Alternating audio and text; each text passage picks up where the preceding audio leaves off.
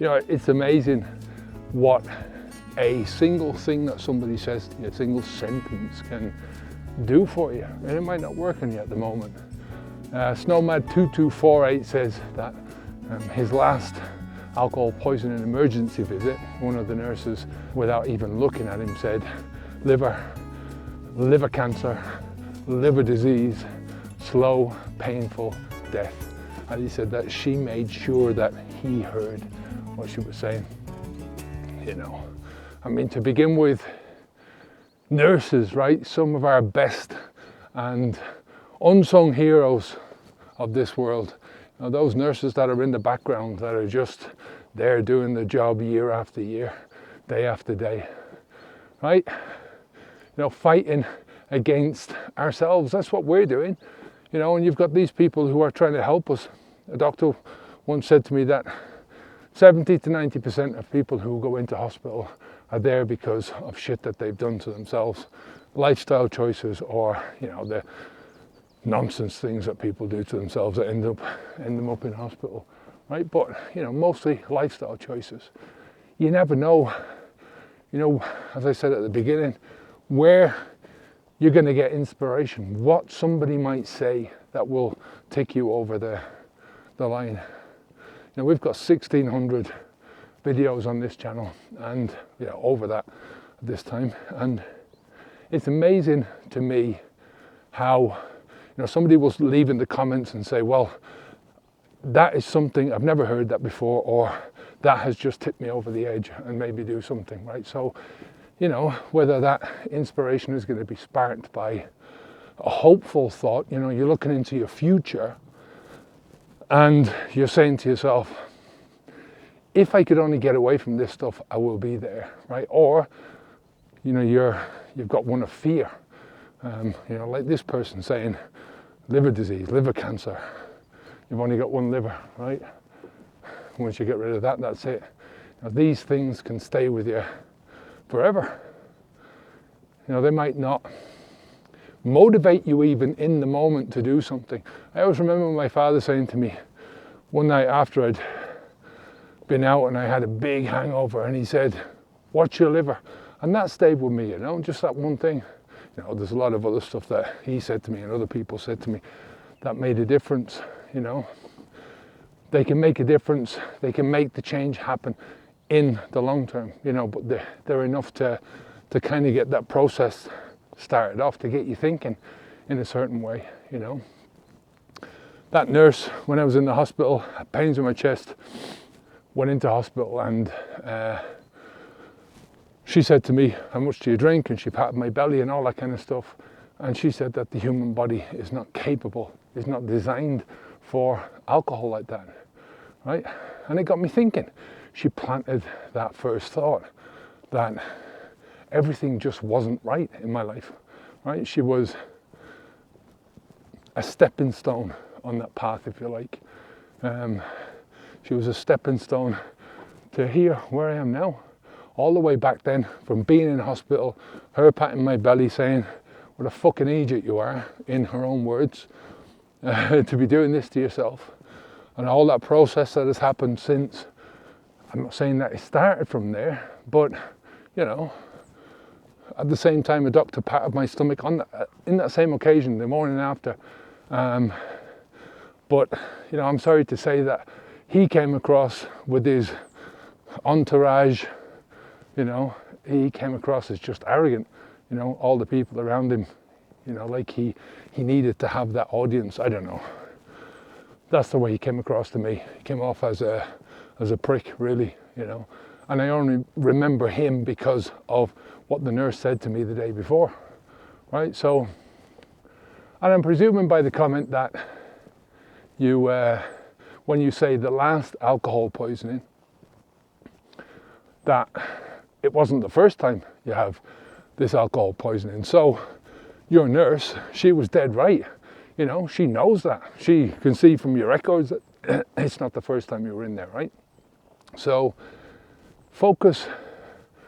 Every time we, you know, I hear a lot, people love videos about the liver. People love videos about alcoholism. People love videos like, These are the only things that are important. Where the alcohol goes, the damage goes. Where the alcohol flows, the damage goes. That's the saying. Think about your brain. This is the seat of your consciousness, right? Without your brain, without a proper functioning brain, you're screwed. And there's just no dignity in it, ending up in hospital because of what you've been doing to yourself. Ending up in hospital time and again, and you might not like to hear that, right? But sometimes it's those home truths. Goes back to that saying, fool me once, shame on you. Fool me twice, shame on me. I was going to do a George Bush then, but it is what it is. And we shouldn't need to be told that. Fuck that. What about the hangover? Or take any of the other negative consequences of drinking alcohol. This is your body, this is your life trying to tell you something. And when you need to be told over and over and over again, where's the dignity in falling for the same shit over and over again? Falling for the same delusion over and over again. One of the biggest parts of the new journey for me was redefining, honoring my life, or redefining things from an honor perspective, rebuilding my own integrity. There's no integrity in life when you're tearing yourself apart from the outside in or from the inside out. You're tearing your life apart, especially when you have control over that, over everything that you put into your mouth. You've got control over every drop of alcohol that goes into your body. That is controlled disintegration, literally, So it's from that disintegration into integration, into that integrity that it takes a while to get there, to figure out the stuff. But, I think it's part of that alcoholic mindset that people will go into the alcoholic and call themselves an alcoholic because they can't face the responsibility of admitting to themselves that each drop of alcohol was a choice. Each drop of chaos that you're putting into your body is a choice. That's painful. It's painful to sit down and say to yourself, where I am right now is because of what I've done to myself, right? The hospital bed that I'm in now, the doctor's room that I'm in now, the fact that this person is shouting at me because I've said something to them, the fact that my relationship is falling apart, the fact that my bank account is fucked, that's a painful realization that you have done this to yourself. And it's easier to say it's a genetic thing, it's a disease, than to fully face into your own responsibility, right? It's easier to face that than to say to yourself, than to be committed to yourself and to be committed to building yourself rather than destroying yourself. It's easier, much easier in life to destroy yourself than build yourself, that's for sure. You just sit on your arse and chug down drugs of one kind or another, and that will do it for you. But you've only got one life, so what's the fucking point in that? Look, if you need help, like I said earlier on, there's a couple of 1,000 videos on this channel, all for free, so you can just go through them. I mean, a lot of them are from my past, and I've changed a lot of what I'm doing over the years, but they're there, right? If you want to invest a bit more, get a bit more structured help from us, go to habitsv2.com.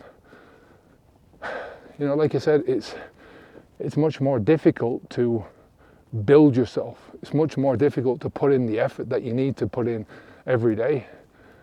But it's easier when you have some really solid sequential steps to follow. The journey might be tougher, but I love it. You will get to love the journey because you'll see the results, you see the rewards that you're getting, you see the consequences of putting in the effort in the right direction, in the right way. Step by step, brick by brick, is the only journey that's worth a damn. Take care, onwards and upwards.